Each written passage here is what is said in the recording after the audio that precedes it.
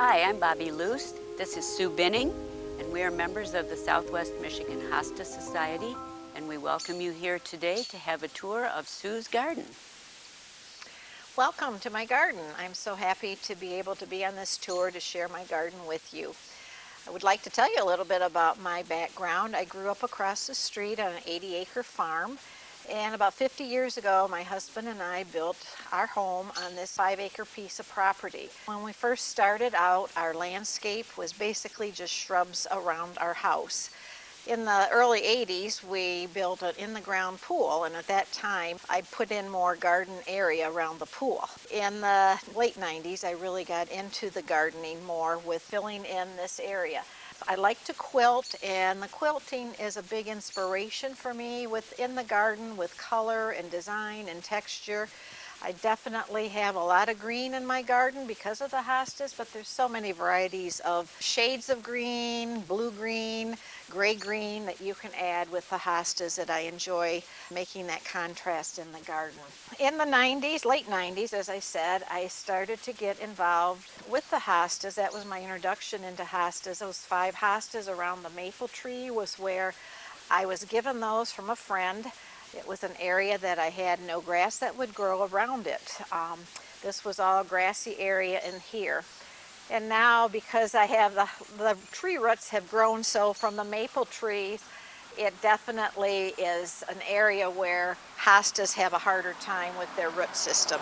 When I retired from teaching, I took the Master Gardener class through MSU Extension, and I also became an Advanced Master Gardener in 2005. That really got me into gardening a lot. And then I'm also a member of the, as Bobby said, the Southwest Michigan Hosta Society, Michigan Hosta Society, and the American Hosta Society. I like to add color and companion plants into my garden to bring in more variety of interest, and the color adds to it. This hosta here is Kalamazoo. Of course, I love it because it's where I live, but also the sign, Kalamazoo, the Salary City. This was a replica of remolded from a license plate topper that was popular in the 1930s. People would put them on their license plates because that would advertise the area that they were. Tell us about this berm here. Yes, this was built in honor of in memory of my father, Bob Sweet. He taught me a lot about gardening, being a farm girl, and he was a farmer. I just wanted to do something in his memory, so my husband helped build this, and we raised this up. And it also gives, because I didn't want just a flat garden, it also gives some contrast, yes, height. And you have a couple of other really favorites in here too that we want to make sure to tell everybody about. Yes, I have this hosta. I like to buy hostas that are of interest to me, bring a memory to me. This hosta here is Faith. My sister-in-law's last name is Faith, so when I see that hosta, not only the beauty of the leaves, I also think of her, and it brings joy to my day.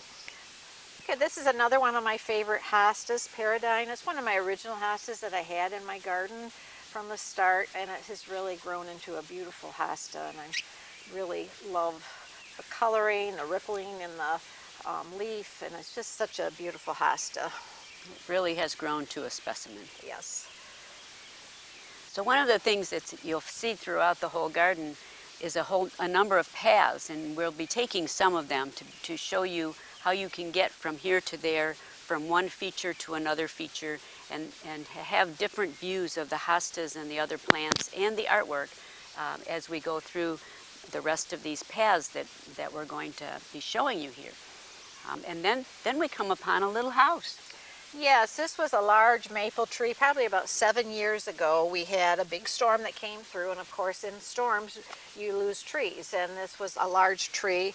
And at the time I just had pachysandra all the way around the tree.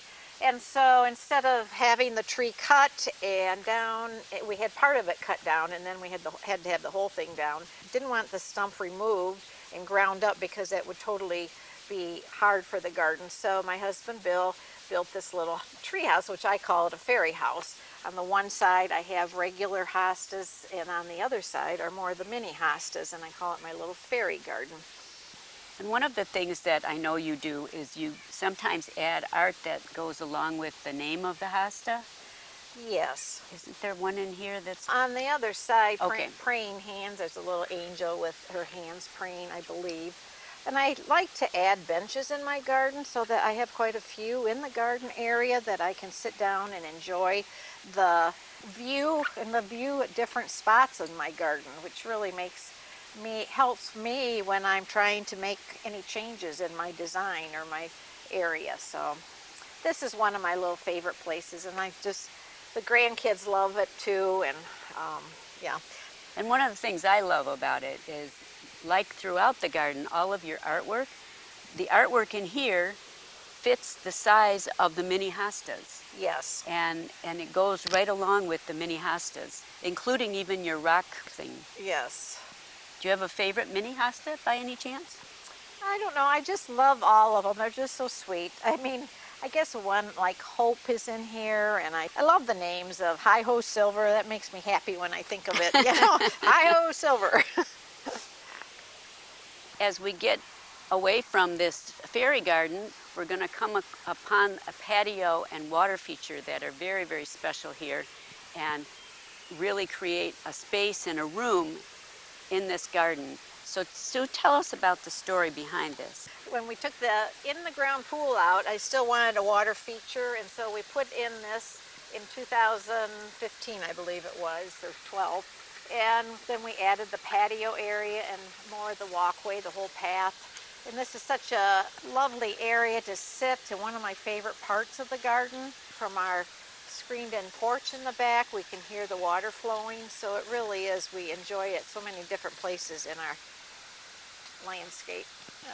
And I have some special garden art that is a local artist has made, Lynn McIntosh. The tripod sculpture to the right of the garden adds more color.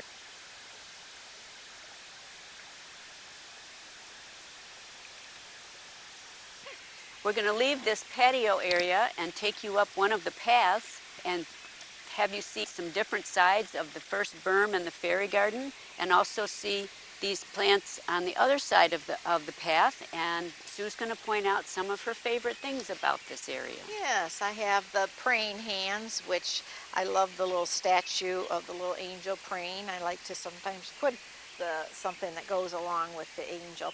Also, this step sign was made here and down there from a local artist, Things of Steel. And I came up with the idea, and they're very good about creating something for me. And also, which we'll see on Bob Hill, the sign that they made. This little honey oak leaf hydrangea is always so pretty in the garden. And it gets a little bit of a burn from the sun, but it adds so much texture and color in the garden. This border along here was suggested by our president of our Hosta Society, that it would make a nice border with this golden tiara, and it's really filling in nice, which I enjoyed the suggestion and to help on that. I also have a hosta here, the sterling medallion that was an American Hosta Society hosta that I bought at one time. I don't remember the year, but it's been a while, but it's really becoming a beautiful hosta. And on my Bob Hill, I have this wonderful specimen tree, Weeping Blue Alaska Cedar. Blue Horizon Nursery is in Grand Junction, and it's a lovely nursery that has very beautiful specimen trees and plants, so I go there quite often to enjoy it's just even a beautiful place to go and visit. And you'll see more of their trees throughout the garden as we go through. And my sign, Bob Hill, over there, my dad being a farmer, and he had an old John Deere tractor that was his father's tractor, so they put that on there, and has really become a nice addition to Bob Hill. Also, I have another hosta in here, Mustang Sally. We have a 65 Mustang convertible, and I just bought that hosta last year. That is more in the back there, and that helps me think of our Mustang and the joy that we have gotten from that through the years. Okay, so as we come up this path toward the driveway, this is the other side of the bed that we started on, which, as you know, is a very large bed. And there's some things that Sue would like to point out in here. Yes, I had taken an old waterfall fountain that I had trouble with, so I have put plants into that and has really added a nice addition. It gives some height and some color to the area. Also, I've added these colored metal balls, which really helps to add color to the area. And my friend Bobby here, an interviewer, she made this beautiful glass sunflower for me to add into my collection, and I'm always so grateful for the local artists that add so much in the garden by what they create.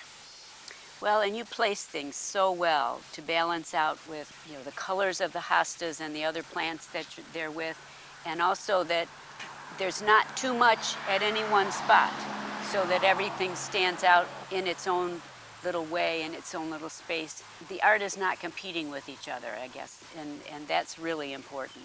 Well, and it's something I really enjoy. I think it has helped me because I've taken some landscape design classes, and one was through Kent County Master Gardener program, and also I had taken one through the Kalamazoo Institute of Arts. That was a 12-week class, and my most recent was through the National Garden Club, and that was coursework that it was hosted by Michigan Garden Clubs, and it was coursework that after I completed, I became an accredited Garden designer. Garden design consultant, and by the standards of the National Garden and Guidelines Garden Club. Talk about your pigs a little. Yeah, growing up on a farm, of course, we raised pigs, and pigs was something that I've always kind of had a love for. When I was teaching, I collected pigs, and I got lots of pigs that students gave me, so I've enjoyed. When I saw that garden bench, I thought I had to have that in my garden. Yeah. One of the things that you'll probably notice that's a little different than some gardens is there are several entryways to the gardens. We're standing in the driveway right now, but the path that we just came up is an entrance. This path, which I call the high road, is an entrance that is on a different elevation from the other ones. Yes, I love to create paths. I love the curve to the paths, and it also creates a way to look at the garden in a different way too. We're at, as Bobby said, a higher elevation, and it just gives me a different perspective of the garden. Here I have taken a canvas that is an outside canvas to fill that area in to add more color into the garden, which another piece of glass work from a local artist. And you said at one point this was timbers, right? Right, the rock wall all the way down this way was originally when we built the house, and we had railroad ties that we put in for our, and once we started doing the bob hill and the pathway, we put all this fieldstone in. My husband put all this in, and it's all fieldstone from the farm fields, so it means a lot to know that it came locally too. And that was a lot of work. Yes, Bill put a lot of work into that. It's beautiful. It's just beautiful. And I have my garden bench, which I use it, and it's nice to have out here. And she's put together a leaf show. Yes. Just like we Hosta people have it at different conventions. She's done a formal leaf show here. And also the small barn quilt, I had taken a class and had done that to add more color into the garden too. I'd like to do a large one at some point. But. And these alliums are, I have the real ones, but then I have some that my husband had made out of baseballs and nail spikes, and put them in to resemble an allium, and then I spray painted them purple. So add some more fun for the garden. And they balance with the real ones. Yes, yes. There is a small walkway that goes down this way to the patio, some larger stones that you can go through there. So one of the things I love about this garden is the repetition of things. You know, you have the repetition of balls and different art pieces, the repetition of hostas along a border, or other, like the irises and things, the alliums. There's a repetition that I see so much of my graphic design background in the way that you've designed this garden. Yeah, and it helps to add interest and keeps your eye flowing to different areas, so it doesn't, you can just kind of keeps with the flow of the garden. Over here I've added some fish that kind of makes you feel the flow of the water and goes along with the tree there. And also I think of this hosta here, it's so large in grand total. When we had a black lab, and she used to always lay under it in the summertime to get cool, and she never damaged the hosta, but that was kind of her little nest that she wanted to lay there underneath it. Okay, we're coming out of this path into what is the backyard, essentially, and the gardens from the whole east side continue in a lovely peninsula down here that you can see from both sides. It transitions from shade to a sunnier area. So why don't you tell us about that? Yes, yes, this is more shade up in this area. It gives me a chance to have more hostas in this area. As we go down further, a little bit further, there are more sunny areas, so that gives me where I can have sun perennials, which I like to have for the pollinators. They are always buzzing around, the bees and the butterflies, when the flowers come out, so it's a joy to see those. And I have started to add a few hostas, even though it is sunny, so that helps to create a nice flow of adding variety in the garden. And I love these antique pieces that you've got clematis growing on. And yeah, it's fun to find things and how can I use it in my garden. It's a joy to do that. This lovely glass piece I purchased at it's a local artist, but that was made, and it just reminded me of my son and family in Colorado with the aspen trees. And over to the left here was where we had the in-the-ground pool. So if you can picture a in-the-ground pool over here, that's where it was located. About 2 years ago, I added a she shed. Well, it was actually a year ago, and over here, it's a fun little place to go and enjoy some quiet time, and it's added to the landscape area too. It sort of borders the back. Yeah, and it's really nice to sit inside because I can see 360 degrees all the way around the property, and it really is nice to be there. And even in the wintertime, I go out to it. It's not heated or anything, but it really gives a nice view and different perspective of the landscape. I bet it's nice in the rain too. Yes, yes. And when all the windows are open, you get a nice breeze through. We're coming upon another outbuilding here. It's been here quite a while, I understand. Yes, and this was where when we had our in-the-ground pool, we had our pool pump in here, and I have created, again with mirrors, taken an old window frame and had mirrors put inside of to make the reflection. We also have added one on the pole barn like that, and you get a nice reflection of the trees in the area. You've done this landscaping around here just because it just adds to the entire overall picture of the landscape and the gardens. Nothing has been left out of a special treatment. Yes. With your plants. And also I like to, if you see here, there's flagstone in the front of the doorway, but I also like to carry it out into the lawn, so it kind of like it still is, you're flowing out into the lawn, and it just doesn't stop at the edge of the border. So we're going to head up to the back of the house.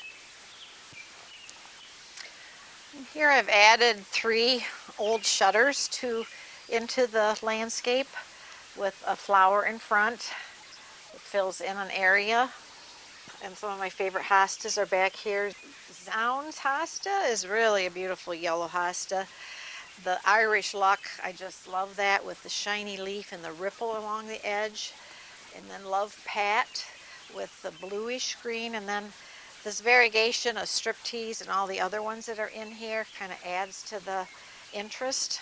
To create a border, I'm hoping this lemon line will eventually fill in this whole border. In here I've added a mirror for a reflection of the garden. Sue, I see another water feature. Where did that come from? Yes, I purchased that from a guy in Lansing area that makes those, and it's a pondless one too, where there's a big container in the bottom, so it just recirculates the water. But it adds interest and a lot of different noise that we can enjoy that in different places in the house too. Again, some beautiful shrubs and hostas in here together. Yeah, and I like the grass in the front to give a feeling of flow. This guy just kind of came up, so sometimes I just like if something wants to come up and be in the garden, and I just let it. I do the same thing. Yes. We're Yeah. headed around the corner. This is the west side of the house, so it gets some afternoon sun. And again, that leaves more possibility for some shrubs to do well. So talk about the shrub. And this invincible wee white I think, is a fairly new shrub that has been introduced by proven winners. And it's supposed to stay small, so I hope that it does, but it really makes for a nice border. And it's just starting to come out, so you're seeing the little bit of the white and pink coming. Got a lot of blooms on it. Not too many hostas here. I do get sun and shade here, but hydrangeas really are pretty in the summer when they're in full bloom. So over on the west border of the property is a bed that makes an end point for the property and has a few great pieces of art in it. I had a lot of junipers growing, low-growing junipers and barberry. Probably 2 years ago, 3 years ago, I took all that out and I have started to develop that more into a hosta garden and perennial. I don't have a lot of different varieties of hostas in there at this time, but I am filling it in, and I have some garden art that I really love. I have the deer, and then I made the sign, the deer diner, which I thought was very appropriate for what we all experience with our deer in our gardens. And again, a bench so that you can sit and gaze toward the house and toward the front gardens and the road and just have some peace and quiet out here. Yes. And then I had some bicycle wheels. I saw the idea for making these bicycle wheel flowers. I took it to a local welder, and he made the stems and created it so I could put it in the ground. So it's been fun to enjoy in the garden for garden art. Now we're going to go around to the front of the house along another path. And if you're too tired, you get to sit on another wonderful bench and gaze at the front garden. There are a whole lot of interesting hostas in here, and as we get around, Sue's going to tell us about a few of them. Yes, I have Diana remembered. Back there is one. I had a friend who passed away, and her name was Diana, so I purchased that in her memory. I know a lot of these hostas are going to get very big, and I'm anxious to see Victory. I know that's going to get a large hosta. My friend Nancy, I have a friend that's named Nancy, so there again, it brings joy to my life to know that I have a hosta that I think of that person. I have this dogwood tree right now that this is not snow on the ground, but it's petals that are dropping from this dogwood tree. It's been very full of blossoms this year. It does create a little bit of a mess in the garden, but that's part of gardening. So this is what is typically known as an entrance garden, and as I pointed out earlier, there are many entrances to the garden all the way around on the paths. So it's a U-shaped driveway that goes right up to the front door and the side door, an area where we all just pull up and usually park and get out so that we can go to one of these doors. And that's what is typically known as an entrance garden that you're seeing right here.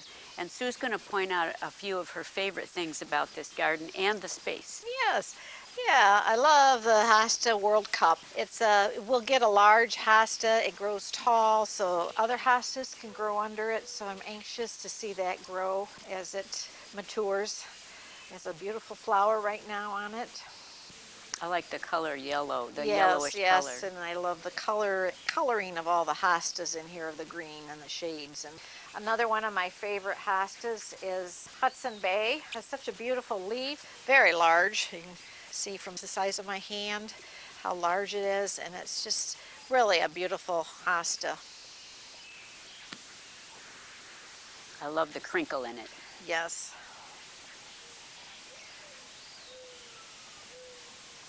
This is a really nice balance of really short and like you say, And kind of tucked underneath. And this is a fairly new garden also. What a wonderful way to go to your front door. Yes, yes. Then we have another path across the front with plants on both sides. This is a lovely ginkgo tree, another one of a specimen tree from Blue Horizon. It has done really well here, growing very well. And I love the leaf shape to it. It's real dense. Yes. Alligator Alley, a hosta here, is a very lovely. I know this is going to get quite large too. And I know sometimes when they become too large for the area, then they have to be moved. This is another specimen tree from Blue Horizon.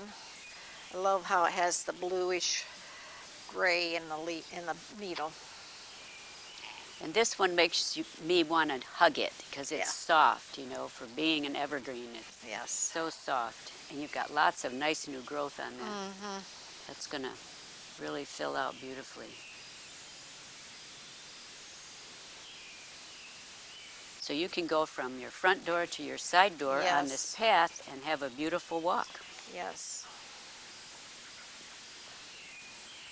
And I've added some astilbes in here to give a little color and contrast. Companion planting and always adds such a nice color in here. And I like the texture differences in here. Yes. Along with the colors, they balance out beautifully.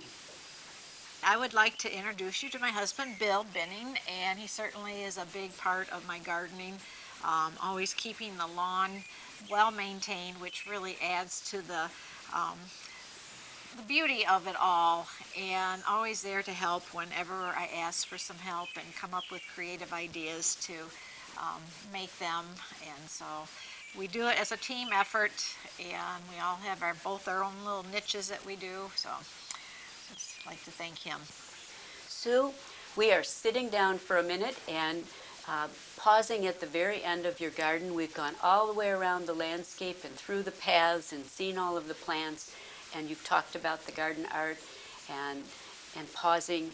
And in general, what does gardening mean to you? How have you been inspired to do all of this? I wanted to make a pleasing area in my outdoor living, and I feel like I have done that. And I love looking at the garden during the 4 seasons. The spring, it's such a joy to see the new plants coming up, and the hostas especially, and through the summer everything is flourishing so, and even fall, the hostas are beautiful with the color leaves turning yellow and getting ready for their long winter nap. And winter is a beautiful time in the garden too. And I've been inspired by other gardeners and other people's gardens, and just have learned so much from all the gardeners and the knowledge that from taking classes and that. So I'm very grateful for that, and that it has really given me a lot of gifts with nature, and it brings me back close to nature. Appreciate all that you've done.